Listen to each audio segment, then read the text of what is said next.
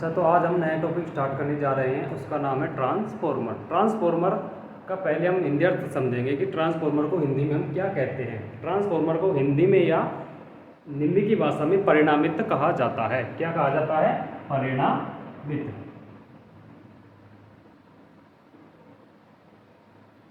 अब ट्रांसफॉर्मर की परिभाषा, ट्रांसफॉर्मर की क्या परिभाषा होती है? ट्रांसफॉर्मर एक ऐसी स्थितिक एवं स्टैटिक युक्ति है या डिवाइस है जो विद्युत ऊर्जा को एक परिपथ से दूसरे परिपथ में परिवर्तित करती है। वैद्युतिक परिपथ से अभिप्राय है कि वोल्टेज को कम एवं ज़्यादा करने का कार्य करता है। कौन? ट्रांसफॉर्मर। अब ट्रांसफॉर्मर की दक्षता, ट्रांसफॉर्मर स्टैटिक या स्थिर होने के कारण इसमें कोई घूमने वाला भाग नहीं होता है, जिसके कारण ट्रांसफॉर्मर की दक्षता अन्य मशीनों की अपेक्षा 90 से 98% होती है। ट्रांसफॉर्मर की दक्षता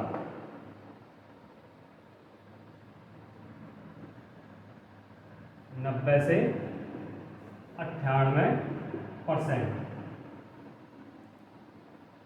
ट्रांसफॉर्मर का सिद्धांत,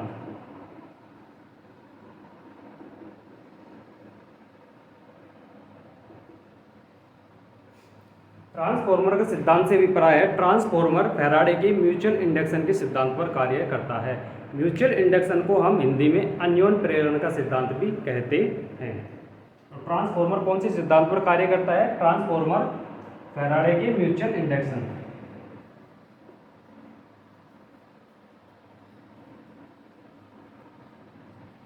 म्यूचुअल इंडक्शन को हम हिंदी में क्या कहते हैं? अन्योन्य प्रेरण। और इसी सिद्धांत पर ट्रांसफॉर्मर कार्य करता है। अब हम आगे पढ़ेंगे ट्रांसफॉर्मर की संरचना।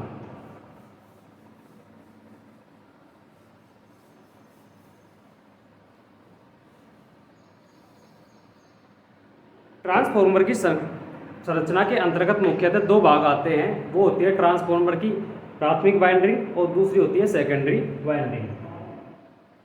हम पढ़ते हैं टीएफ। टीएफ का मतलब होता है ट्रांसफॉर्मर। ट्रांसफॉर्मर की संरचना, इसके अंतर्गत मुख्यतः दो भाग आते हैं। फर्स्ट है ट्रांसफॉर्मर की primary winding,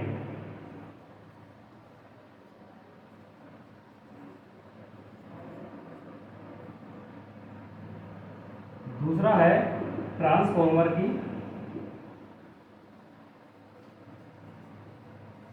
secondary winding. Transformer की प्राइमरी वाइंडिंग से अभिप्राय है जब हम ट्रांसफॉर्मर को भागों को अलग अलग करते हैं तो ट्रांसफॉर्मर के अंदर प्राइमरी एवं सेकेंडरी वाइंडिंग की जाती है।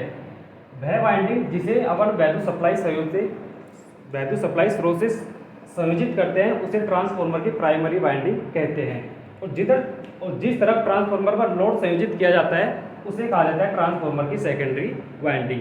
ट्रांसफॉर्मर में वाइंडिंग हमेशा कॉपर की जाती है। अब ट्रांसफॉर्मर की वाइंडिंग हमेशा इसके कोर पर की जाती है। तो ये हो गई ट्रांसफॉर्मर की क्या? कोर। और इसी कोर पर हम करेंगे प्राइमरी वाइंडिंग और दूसरी तरफ करेंगे सेकेंडरी वाइंडिंग। तो ये हो गया इधर का इनपुट सिरा और ये हो गया आउटपुट सिरा। तो मैंने अभी बताया कि ट्रांसफॉर्मर की जिस वाइंडिंग को विद्युत सप्लाई से संयोजित किया जाता है उसे प्राइमरी वाइंडिंग कहा जाता है और जिस तरफ लोड लगाया जाता है अर्थात आउटपुट मिलता है उसे कहते हैं ट्रांसफॉर्मर की सेकेंडरी वाइंडिंग। तो ये वाली वाइंडिंग कौन सी होगी? ट्रांसफॉर्मर की प्राइमरी वाइंडिंग।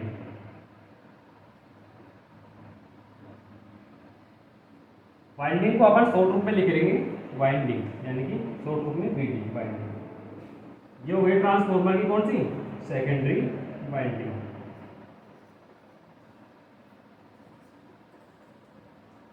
अब ट्रांसफॉर्मर की वाइंडिंग किस पर की जाती है? ट्रांसफॉर्मर के अंदर क्या लगी होती है? कोर लगी होती है। अब अपन को पता होना चाहिए कि कोर किस धातु की बनी होती है।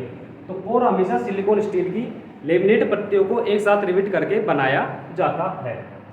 तो ये हो गई ट्रांसफॉर्मर की आंतरिक संरचना, जिसके अंदर ट्रांसफार्मर के दो भाग आते हैं, ट्रांसफार्मर की प्राइमरी वाइंडिंग और दूसरी आती है ट्रांसफार्मर की सेकेंडरी वाइंडिंग।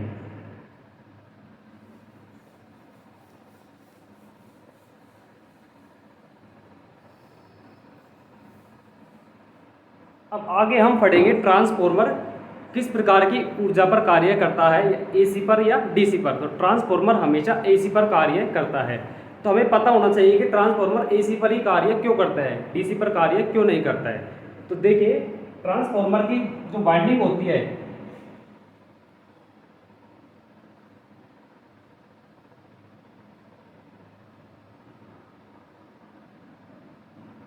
ये हो गई प्राइमरी वाइंडिंग और ये हो गई ट्रांसफार्मर की सेकेंडरी वाइंडिंग। ये हो गया इनपुट सिरा, ये हो गया आउटपुट सिरा। जब इसे हम एसी से संयोजित करते हैं तो इस वाइंडिंग का क्या होता है, इंडक्टिव रिएक्टेंस होता है, अर्थात XL बराबर 2πfL, जिसके कारण यह क्या करता है, एसी विद्युत धारा में अवरोध उत्पन्न करता है। जबकि डीसी में फ्रीक्वेंसी नहीं होने के कारण, जबकि अगर इस ट्रांसफार्मर को अपन डीसी से संयोजित करेंगे तो डीसी के अंदर क्या होता है, फ्रीक्वेंसी नहीं होती है। अगर यहाँ पर फ्रीक्वेंसी का मान नहीं होगा तो उसका मतलब है XL बराबर 2πfL। तो F बराबर क्या हो गया, 0। तो F की जगह पर क्या रखेंगे, 0। तो 0 को जब किसी भी संख्या से गुणा किया जाता है तो उसका मान क्या आता है, हमेशा 0। अर्थात जब ट्रांसफार्मर को डीसी से संयोजित किया जाता है तो वहां पर इंडक्टेंस होगा, क्या होगा, 0 होगा, जिसके कारण क्या होगा, धारा के मार्ग में बिल्कुल भी अवरोध उत्पन्न नहीं होगा। अगर अवरोध उत्पन्न नहीं होगा तो उसमें क्या होगा, धारा का मान बढ़ जाएगा। तो ट्रांसफार्मर की वाइंडिंग क्या हो सकती है, इससे जल सकती है। अब हम पढ़ेंगे ट्रांसफार्मर की कार्य प्रणाली, अर्थात ट्रांसफार्मर किस प्रकार कार्य करता है। तो ये है हमारे ट्रांसफार्मर की आंतरिक संरचना। तो ये हो गई कोर।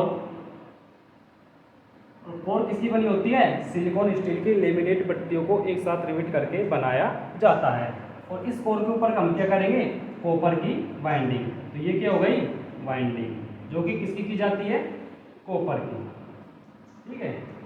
अब हम क्या करेंगे, अब जैसा कि हमने आगे पढ़ा था कि जिस साइड अपन एसी सप्लाई संयोजित करते हैं उसे बोलते हैं प्राइमरी साइड, और जिस तरफ अपन लोड लगाते हैं उसे बोलते हैं सेकेंडरी साइड। तो अपन क्या करेंगे, प्राइमरी साइड एसी सप्लाई संयोजित करेंगे।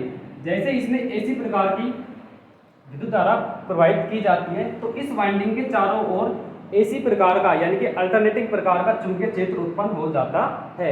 इस अल्टरनेटिंग चुंबकीय क्षेत्र को क्या करते हैं, सेकेंडरी वाइंडिंग जो चालक होते हैं इसको काटते हैं, जिसके कारण सेकेंडरी वाइंडिंग में ऑटोमेटिक विद्युत वाहक बल उत्पन्न हो जाता है। अब हम पढ़ेंगे आगे ट्रांसफार्मर का वर्गीकरण। तो ट्रांसफार्मर का कई भागों में बांटा गया है। पहला है कोर के आधार पर ट्रांसफार्मर का वर्गीकरण। कोर के आधार पर ट्रांसफार्मर मुख्यतः 3 प्रकार के ट्रांसफार्मर होते हैं। पहला है कोर टाइप ट्रांसफार्मर, दूसरा है सेल टाइप ट्रांसफार्मर और तीसरा है बैरी टाइप ट्रांसफार्मर। पहला है कोर टाइप ट्रांसफार्मर।